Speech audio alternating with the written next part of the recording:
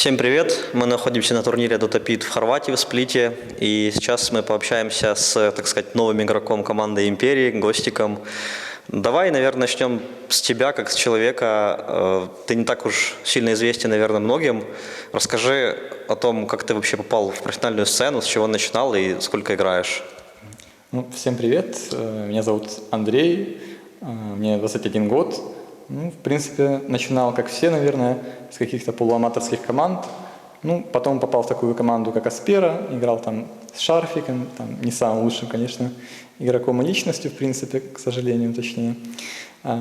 Потом после этого меня как-то заметили и уже попал в Торнадо Рокс. Это тогда не было Торнадо Рокс, тогда были просто Fantastic Five, там меня позвал Йол, не Йол, а Кингер вначале, потому что он там был другом Йола или БЗЗ, это не важно уже в принципе. Тогда был первый состав я, Йол, БЗЗ, Скандал и Кингер. У нас не особо получалось, у нас как-то так сложилось, что, в принципе, мы не на многих турнирах играли мелких, потому что не было менеджера. И мы как-то после осеннего мажора распались. Потом мы поменяли Скандала на Седова. Это не особо помогло, но потом поменяли Кингера на Арзика, и вот уже ближе к зиме мы начали хорошо играть. Там, по-моему, выиграли Beyond the Summit ближе к концу этого прошлого года против Нави там в финале. И потом после этого нас подписали Рексы. Играл за них до февраля месяца, получается. В принципе, в хороших отношениях со всеми людьми, которые там остались. Но как-то не сложилось в последние дни. Позвали Vampire, так сказать, и вот я здесь. А что там была за история с какой-то таким трансферными непонятками? Вроде там кто-то из Роксов обижался, что ты ушел, а потом они извинились, сказали, что все нормально. Там что было? Там, насколько я знаю, твиттером заведует менеджер Роксов, и он не особо общается с непосредственно руководством Роксов, и поэтому он как-то так написал, то ли на эмоциях, что я ушел, то ли не знаю, зачем он это сделал, но потом, когда руководство узнало об этом, они, соответственно, уже извинились. То есть просто человеческая ошибка получается? Да, получается так. Хорошо, так сколько всего ты играешь в Доту 2, и ты в Доту 1 ты вообще играл? Нет, в Доту 1 так играл, не знаю, там, раз, может, в месяц заходил. Я много играл в World of Warcraft, а потом появилась Dota 2. У меня появился ключ где-то, когда International первый прошел. Где-то спустя 3 месяца у меня появился ключ. Я так не особо играл, потому что у меня, если честно, просто лагало очень сильно. Но где-то в году 2012 я уже стал так поигрывать более-менее. И, в принципе, сфокусировался полностью на доте, чтобы именно добиться хоть чего-то. Где-то 1,5 года, наверное, уже так играю.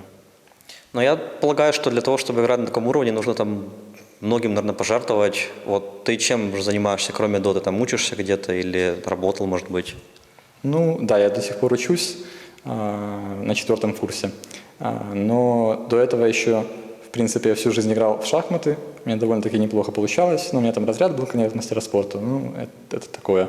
Я решил просто сфокусироваться полностью на доте и все свое время посвятить ей как-никак. А так особо больше ничем не занимался. Так, гульбенил, скажем так. Это такое. Так а что за специальность? Инженер.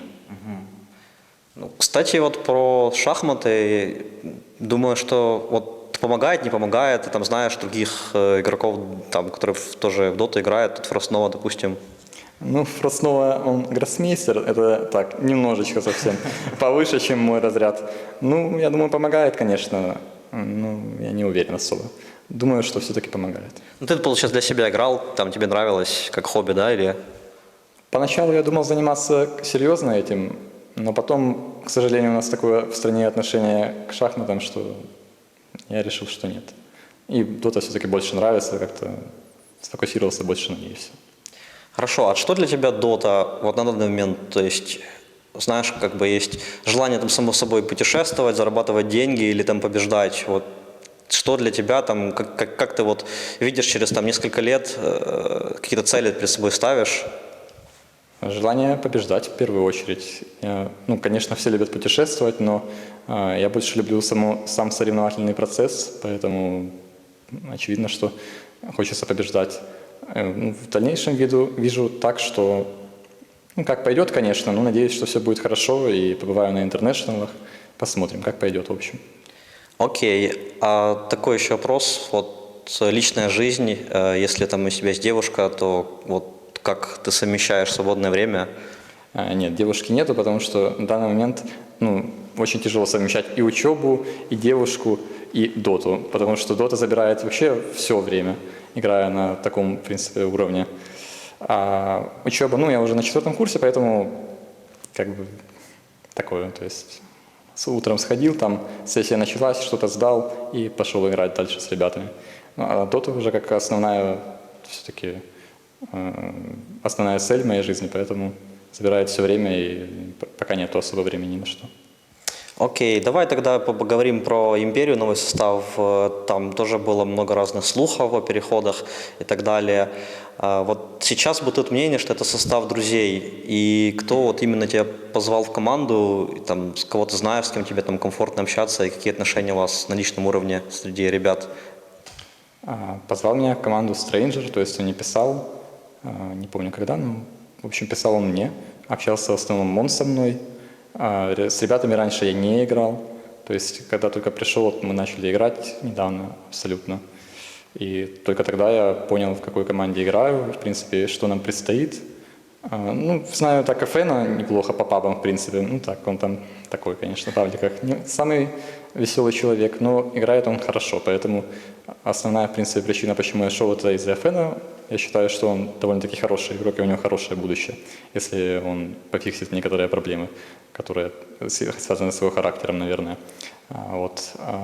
Какие отношения с ребятами? Довольно-таки нормальные. Не сказать, что там лучшие друзья. Нормальные отношения. Окей, а что у вас сейчас там по ролям, кто у вас капитан, там куча изменений, вот как у вас сейчас?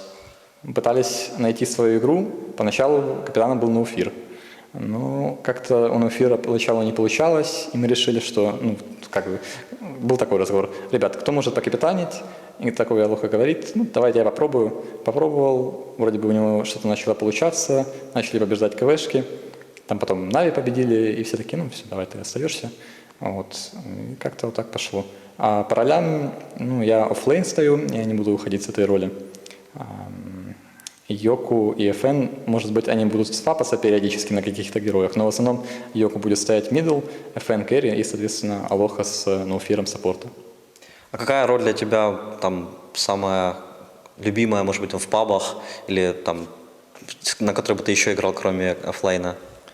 Кроме оффлейна, не знаю, даже на керри, наверное. На миде я не особо люблю. И, может быть, на саппорте 4-й позиции. Но я просто в паблике играю только на оффлейне в основном. То есть фокусируюсь больше на этом, на практике каких-то героев. То есть не скажу, что расширяю пул, потому что, в принципе, на всех героев, думаю, смогу сыграть оффлейнерских. Но если какая-то другая роль, то, думаю, только керри.